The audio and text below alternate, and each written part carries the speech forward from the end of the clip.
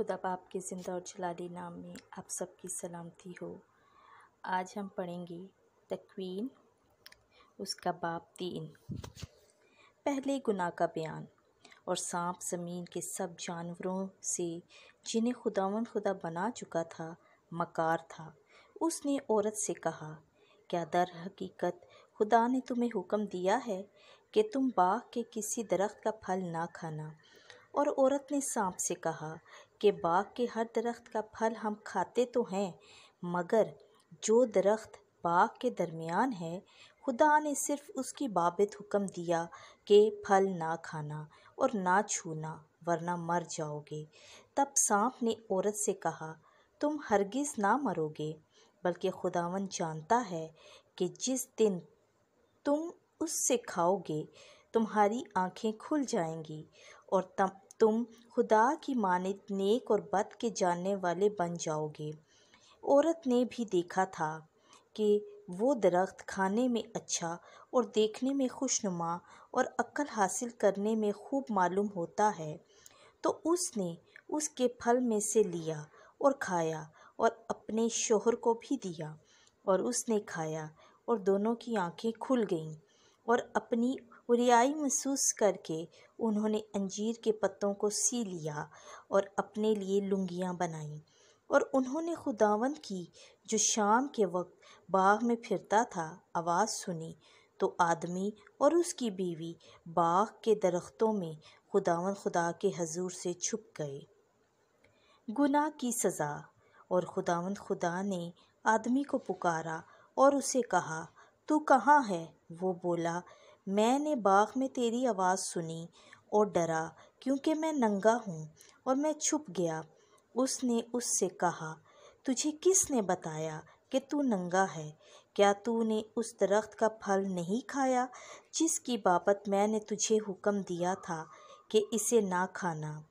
آدمی نے کہا کہ جس عورت کو تو نے میرے ساتھ کر دیا اس نے مجھے اس درخت کا پھل دیا اور میں نے کھایا۔ تب خداوند خدا نے عورت سے کہا کہ تو نے کیا کیا؟ عورت بولی کہ سانپ نے مجھے بہکایا اور میں نے کھایا۔ نجات دہندہ کا وعدہ۔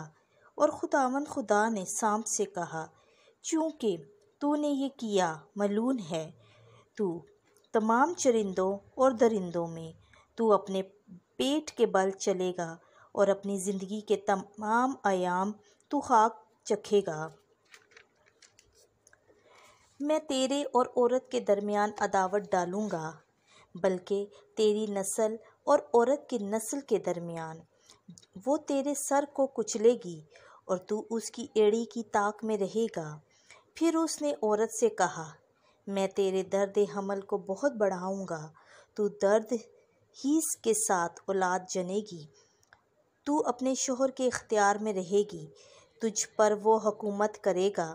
اور آدمی سے کہا، چونکہ تو نے اپنی بیوی کی بات مانی اور اس درخت کا پھل کھایا جس کی بابت میں نے تجھے حکم دیا تھا کہ اسے نہ کھانا، اس لیے زمین تیرے سبب سے لعنتی ہوئی۔ محنت کے ساتھ تو نے اپنی زندگی کے تمام ایام اس سے کھائے گا۔ وہ تیرے لیے کانٹے اور اونٹ کٹارے اگائے گی اور کھیت کی نباتات تیری خوراک ہوں گے۔ تو اپنے منہ کے پسینے سے روٹی کھائے گا جب تک کہ تو زمین پر پھر نہ لوٹے جہاں سے تو لیا گیا، کیونکہ تو خاک ہے اور خاک میں پھر لوٹے گا۔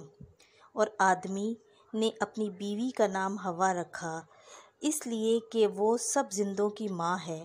اور خداوند خدا نے آدمی اور اس کی بیوی کے واسطے چمڑے کے کرتے بنا کر پہنائے۔ اور خداوند خدا نے کہا، دیکھو کہ آدمی نیک اور بد کی پہچان میں ہماری مانند ہو گیا، اور اب کہیں ایسا نہ ہو کہ وہ اپنا ہاتھ بڑھائے اور شجر حیات سے بھی کچھ لے کر کھائے اور ہمیشہ جیتا رہے۔ اس لیے خداوند خدا نے اسے باغ عدن سے باہر کر دیا تاکہ اس زمین کی جس سے وہ لیا گیا تھا کھیتی کرے۔ اور اس نے آدمی کو باہر نکال دیا، اور باغ عدن کے مشرق میں اس نے کاروبین کو شعلہ زن اور برق فشاں تلوار ہاتھ میں لیے ہوئے رکھا کہ شجر حیات کی راہ کی نگہبانی کرے۔ خدا باپ کے زندہ اور جلالی کلام کے پڑھے اور سنے اور سمجھے جانے پر اس کی خاص برکت ہو، آمین۔